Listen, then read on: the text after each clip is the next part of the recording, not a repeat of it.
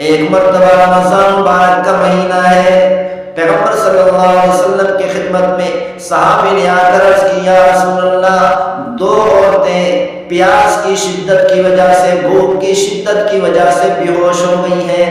پیغمبر صلی اللہ علیہ وسلم نے ارشاد فرمایا، ان دونوں عورتوں سے کہو کہ خالی پیالے کے اندر قے کریں۔ ان دو عورتوں نے خالی پیالے کے اندر قے کیا تو تازہ گوشت کے لوتھڑے نکلے۔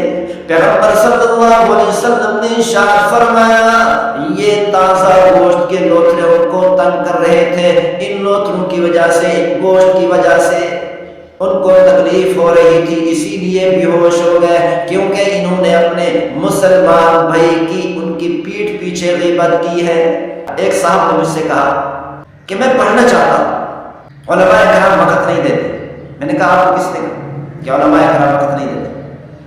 میں نے اس سے کہا کہ میرے 24 گھنٹے مصروف،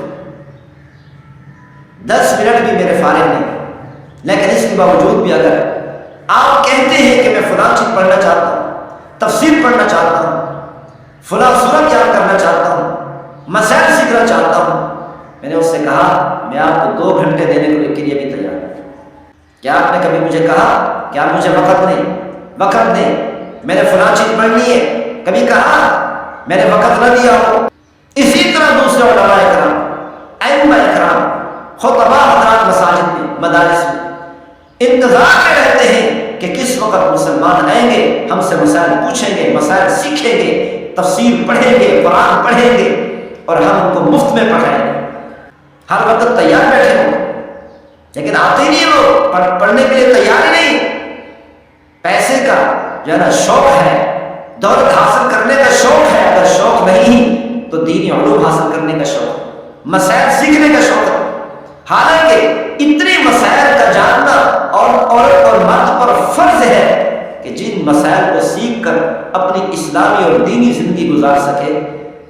فرض ہونے کے باوجود، نماز کتنا فرض ہے، فرض ہونے کے باوجود مسائل سیکھتے شوق ہی نہیں ہے، اور اکثر لوگوں کو پتہ بھی نہیں ہے کہ مسائل بھی سیکھنے ہوتے ہیں۔ بس ہر کسی کو اتنا پتہ ہے کہ نماز پڑھنی اور چلے جانا، مسجد میں آنا ہے، نماز پڑھنی ہے، زیادہ سے زیادہ تہجد بھی پڑھنی ہے، نوافل بھی پڑھنے، تلاوت بھی کرنے اور چلے جا رہے ہیں، مسائل بھی سیکھ رہے ہیں۔ یہ تو اکثر لوگوں کو پتہ بھی نہیں۔ اسی لیے بھائی خاص طور پہ ان باتوں کا خیال رکھنا چاہیے، اور روزہ کی حالت میں غیبت بھی نہیں کرنی چاہیے۔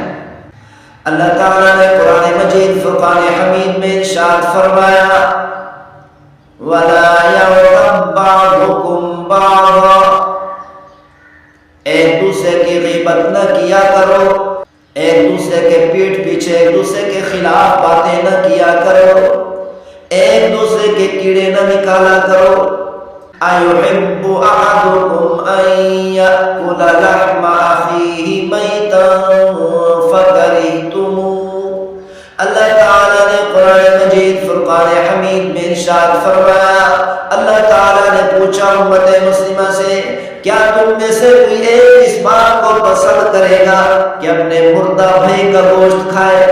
اگر تم میں سے کوئی یہ بات پسند نہیں کرتا، یعنی اپنے مردہ بھائی کا گوشت کھانا کوئی پسند نہیں کرتا، تو غیبت بھی نہ کیا کرے۔ کسی مسلمان بھائی کی پیٹھ پیچھے اس کی غیبت کرنا ایسے ہے جیسا کہ اس کا تازہ گوشت کھانا ہے۔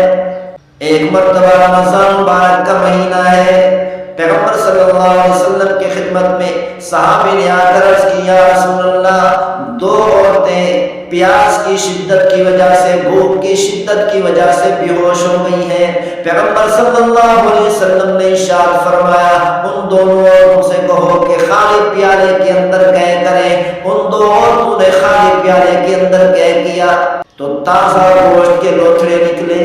پیغمبر صلی اللہ علیہ وسلم نے ارشاد فرمایا، یہ تازہ گوشت کے لوتھڑے ان کو تنگ کر رہے تھے، ان لوتھڑوں کی وجہ سے، گوشت کی وجہ سے ان کو تکلیف ہو رہی تھی، اسی لیے بے ہوش ہو گئے، کیونکہ انہوں نے اپنے مسلمان بھائی کی ان کی پیٹھ پیچھے غیبت کی ہے۔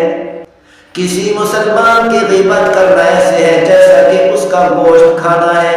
تو اسی لیے مسلمانوں کو چاہیے کہ روزہ کی حالت میں خاص طور پر غیبت کرنا تو ویسے گناہ ہے، سخت گناہ ہے، پیغمبر صلی اللہ علیہ وسلم نے ارشاد فرمایا الغیبت اشد من الزنا، غیبت کرنا زنا سے بھی زیادہ سخت ہے، غیبت کرنا زنا سے بھی بدتر ہے۔ اسی لیے مسلمان کو چاہیے کہ غیبت سے اپنے آپ کو بچائے۔ غیبت بہت بڑا گناہ، روزہ کی حالت میں ہو، رمضان مبارک میں ہو یا رمضان مبارک کے علاوہ کسی اور مہینے میں، کسی اور دنوں میں ہو، تو غیبت کرنا ویسے بہت بڑا گناہ، لیکن رمضان مبارک میں غیبت کرنا، پھر روزے کی حالت میں غیبت کرنا، یہ تو پھر اور زیادہ گناہ اور زیادہ بدتر ہے۔ اور غیبت کسے کہتے ہیں؟ کسی مسلمان بھائی کے پیٹھ پیچھے سچی وہ باتیں کرنا جو اس مسلمان بھائی کو ناپسند، سچی ہو اور ایسی باتیں ہوں اگر اس کے سامنے وہ باتیں کی جائے تو وہ مسلمان بھائی اس کو ناپسند کرے، اسے غیبت کہتے ہیں۔